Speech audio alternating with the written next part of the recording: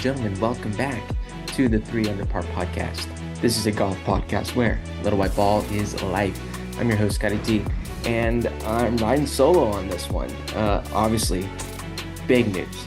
I mean, earth-shattering news in the golf world, I feel like. So we had to do an emergency podcast. T-Bone is actually on a plane at the moment, headed across the ocean. So that's why it is just me for tonight. Again, emergency podcast. So who would have predicted today there would have been a LIV and PGA Tour merger? Not me. It's really remarkable. My sister-in-law actually texted me and my wife on a group text about it. And I was like, dude, there's no way. I was like, what are you talking about? I go immediately to Twitter, nothing's there. I was like, what are you talking about? And then sure enough, a few moments later, I see the tweets start rolling in. And then it was just an absolute incredible day. I can't even really describe it. It's one of those days where the plates, the tectonic plates were shifting, and then it was just like a 10.0 earthquake. I don't even know if that's possible, but I'm saying that it is. Again, I'm coming to you solo here, talking into a camera, so please bear with me here. But I mean, it was a amazing day, just for all the right reasons, for all the wrong reasons as well. It was an historic day that people, I think, are going to be talking about for a very, very, very long time. So, look, there's no reason to rehash the history of LIV here and the PGA Tour, but it's been a long year. It's been a long year. I think it was today that Dustin Johnson announced that he was leaving for LIV. That was just a year ago. That seems like a really long time now. A lot has happened. A lot has transpired as well. So, here are my initial thoughts on this. Again, it's a very memorable day. And at the end of the day, LIV won. LIV won. That was their goal. That was the whole point. And I'll try to dive into it a little bit more as we can here. Again, going solo here. I hope I remember everything, but honestly, like by the time this episode drops, there's probably going to be more developments and more changes. So this is just a more of a knee-jerk gut reaction on the news of the PGA Tour and the LIV Tour combining into one. But my initial thought was LIV won. I read the release of the PGA Tour, and I was like, what? It was more the rhetoric. I think the rhetoric was something that really caught my attention because I was like, this is not the same type of rhetoric that the PGA Tour and Jay Monahan, more specifically, was espousing this whole last year. I mean, they were really going hard at LIV and really taking the moral high ground. So I want to see if I can pull up a few of my tweets here today because I was joking actually last episode that I haven't really. Oh man, am I shadow banned? I hope I'm not shadow banned. Anyway, I was maybe thinking about getting a bit more active on social. Today was a good day to chime in. So I said, just my opinion, the PGA Tour folded like a house of cards. Jay Monahan and the tour pushed back hard and took a firm stance against LIV. He even tried to claim the moral high ground, invoking the 9/11 families. Now a merger less than a year later, weak. And I stand by that. I think I stand by that. That was pretty early in the morning here. That was about 9:20, 9:30 in the morning. And then obviously we know now that nobody knew about this. I mean, the fact that Rory McIlroy, I even said, I was like, man, maybe this helps explains Rory's poor play for the past few months. He knew that this was happening, but he didn't. So that ironically, that would have been an excuse for his poor play, but that's neither here nor there. Rory didn't know. Tiger didn't know. How did you not include Tiger Woods on this? Like, seriously, Tiger freaking Woods, and he's not in the know of what's going on.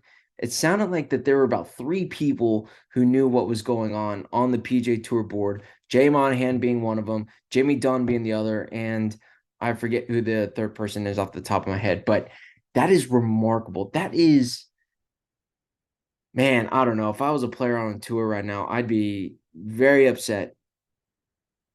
If I was a player on the PGA Tour, rather, I'd be very, very, very upset. Now, Live, I mean, those guys are just whoo, remarkable. They're probably thinking, all right, they got to have their cake and eat it too. Unbelievable. I want to go back to Jay Monahan, though. Jay Monahan folded.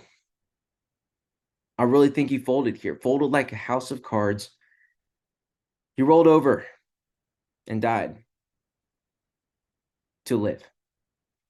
I mean, how can you? I don't see it any other way. The PGA Tour is going to try to spin zone this, and I really hope I'm not trying to be harsh. Look, full transparency. I used to work for the PGA Tour. I have a ton of friends who still work in the golf world, and I don't know many people who are excited about this. I love the PGA Tour. Again, I used to work there. I think it's a great organization. No organization is perfect. PGA Tour has its flaws. I get that. But Phil was right. I think Phil has proven now time and time again. I think he went about it the wrong way still, but I think Phil was right. Jay Monahan folded like a house of cards. He rolled over. Live won. That's what I keep coming back to because this was a battle. And the reason why I say Live won is because, again, the PGA Tour and Jay Monahan more specifically took a line in the sand. It's not like the other major championships where like they were trying to, this was a war between the PGA Tour and the Live Tour. And Jay Monahan took the moral high ground, calling it blood money with the Saudis, invoking 9/11, the 9/11 families. And then now you're in bed with him, calling it a great partnership or whatever. I didn't even listen to the press conference, honestly. A, I was working. But B, like, I knew what was going to say. It's so predictable. Because take what he said earlier and make it the exact opposite. And that's what he's going to say. It's weakness, in my opinion. Now, if we were to wind the clocks back, not even 18 months ago, there have been talks about this Live Tour or what is now the Live Tour 5 years ago. Jay Monahan could have nipped this in the bud a long time ago. He could have nipped it in the bud when it was really starting to gain momentum, but he didn't. He let it happen. And then when it happened, then he took his strong stance. It's tough. It's tough. And again, because I love the PGA Tour, I think the PGA Tour does some amazing things. This is poor leadership, in my opinion. And I think we'll be able to look back on this and see it that way for what it is. But guess what? He's getting paid. Money talks. Everybody's got a price, I guess, which is unfortunate. Because especially I feel like companies want it. They always they try to say, take the moral stance, take the high ground, whatever. Money talks at the end of the day, right? How does this not? This proves that. And also, if you're going to try to claim the moral high ground, without getting too much on a tangent here on this, why do you have PGA Tour Canada? I'm sorry. Why do you have PGA Tour China? We know China isn't necessarily the greatest on their human rights record, right?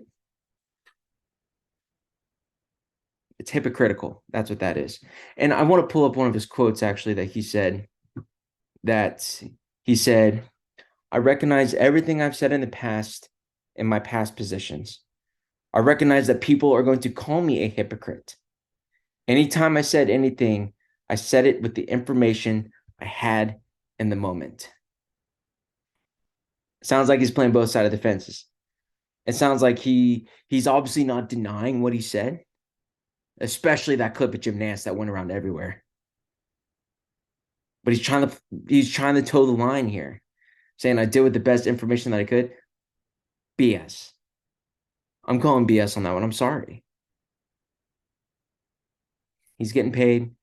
PGA Tour is getting paid.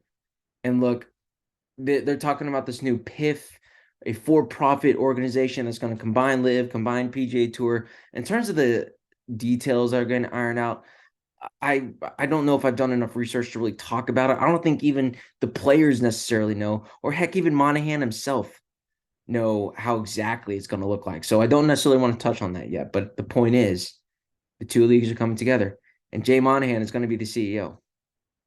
Money talks. Live one. Now let's go for the players here.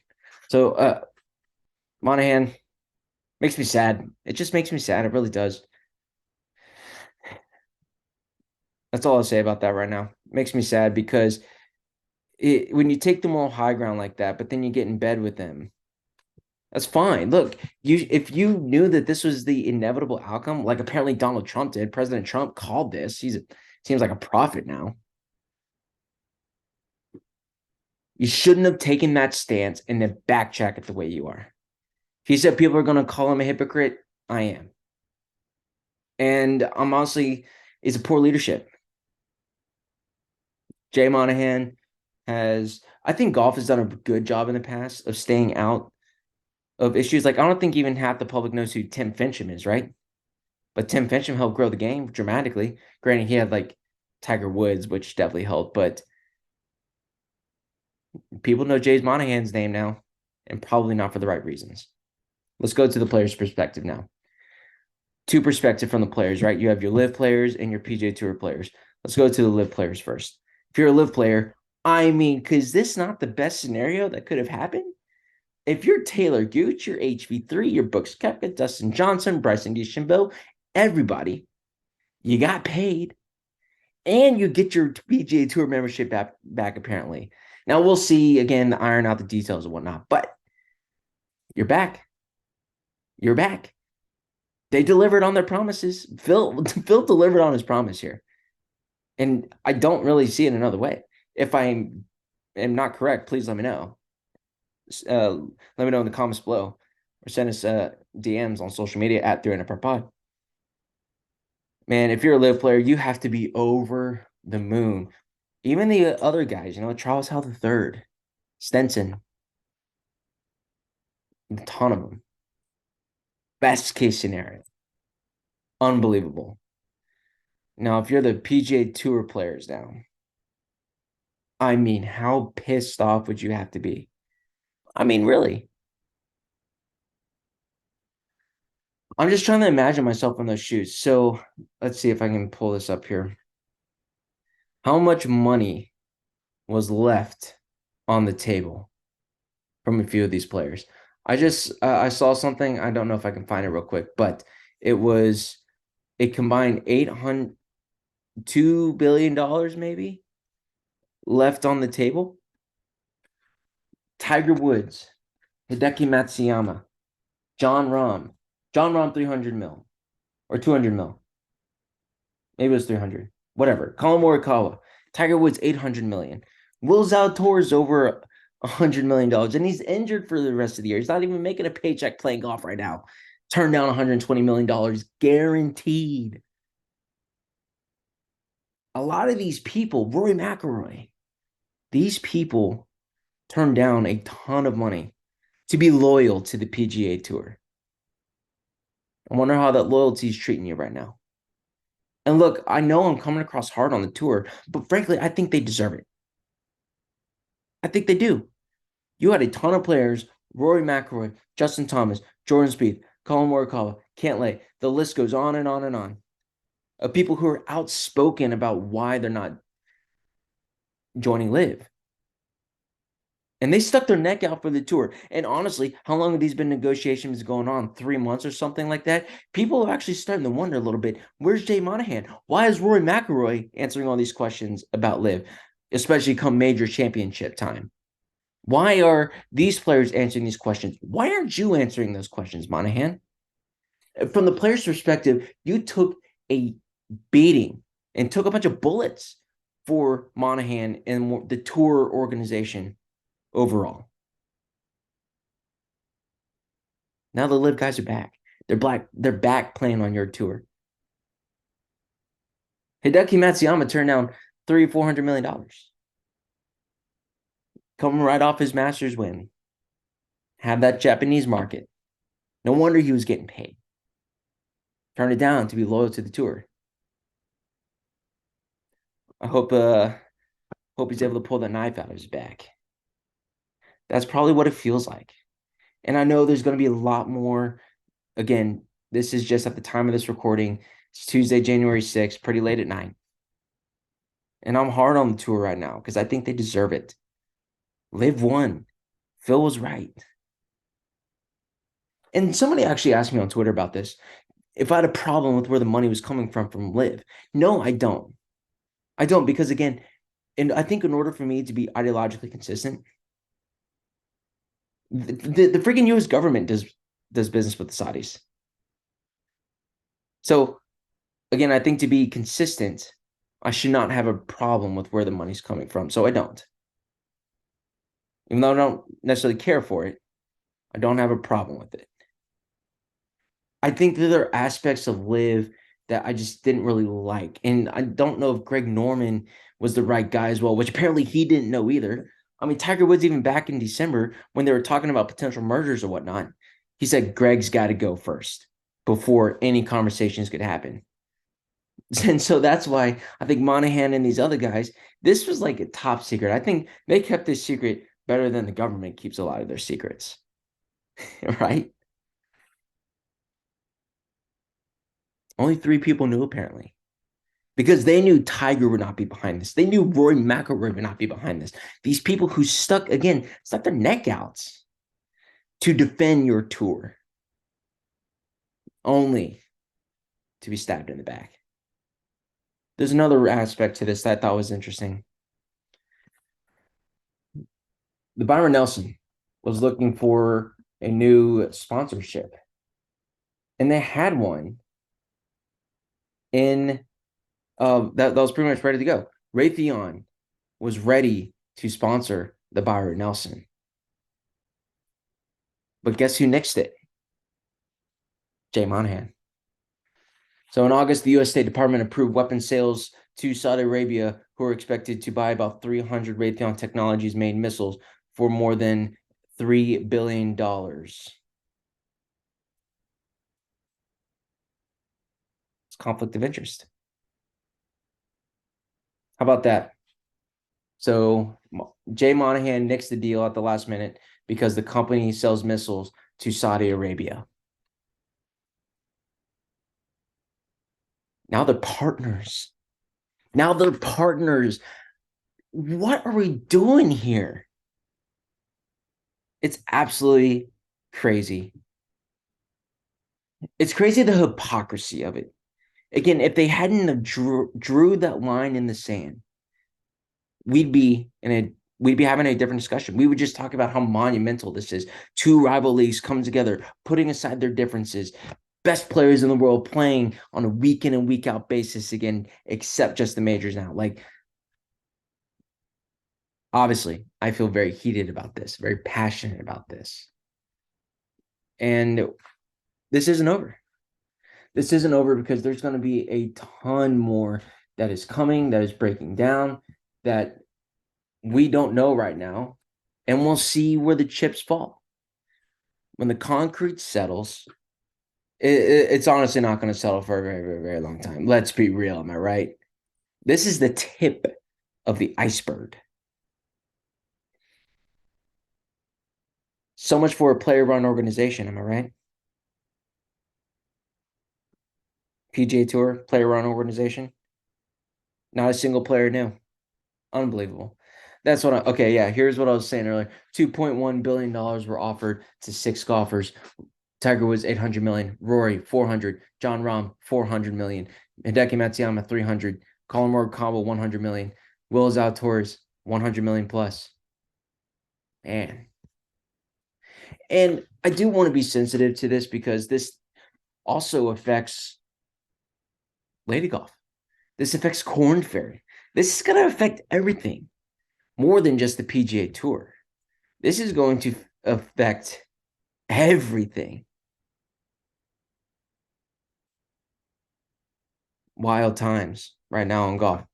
So there was one quote, which, I mean, let's be real. Some of the live guys are having an absolute field day. An absolute field day. How about use golf facts? Looking at you, Justine Reed. It's just, or P. Reed's burner account, whoever it is, I don't know. It's hashtag Team Reed. Was going off on Twitter today. Phil Mickelson was going off today on Twitter. I don't know if he was necessarily going off. Let me pull up his Twitter account. He wasn't necessarily going off. He just said, "Awesome day today." Brooks Koepka. He went out and tweeted, "Welfare check on Chambly." Look, Brooks and Brandel Chambly haven't had the best history. You know, what did he? What did Chambly say before Brooks for the Masters? But when he was on the ESPN the Body issue, Brooks lost a ton of weight for it. Brandel said he'd never seen a form of self-sabotage like that before or something like that. And then they're getting into it again. But then Brooks goes out and wins the PGA Championship. Point is, these guys don't like each other. He goes out and said welfare check on Chambly. People were very curious what Brandel Chambly was going to say because he has been so critical of the LIV Tour and more specifically where the money is coming from. Sports washing has been thrown around, which I don't necessarily think he's wrong, but I don't know if he's right either. That's why it's complicated. That's why I was saying I don't think I necessarily have a problem with it. I just don't like some of the formatting of LIV.